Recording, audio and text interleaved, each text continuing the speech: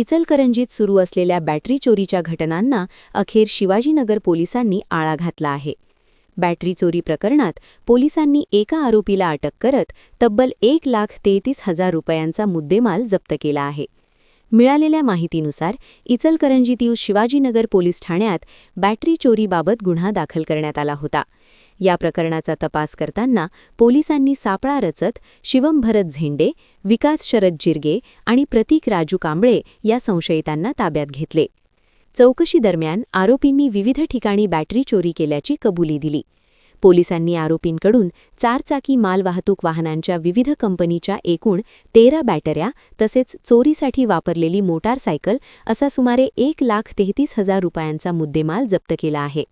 ही कारवाई पोलीस अधीक्षक योगेश कुमार गुप्ता यांच्या मार्गदर्शनाखाली शिवाजीनगर पोलीस ठाण्याच्या गुन्हे शोध पथकाने यशस्वीपणे पार पाडली आहे.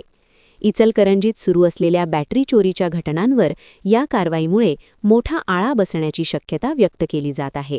यंग वाईज न्यूज प्रतिनिधी लखन घांडेकर, कोल्हापूर.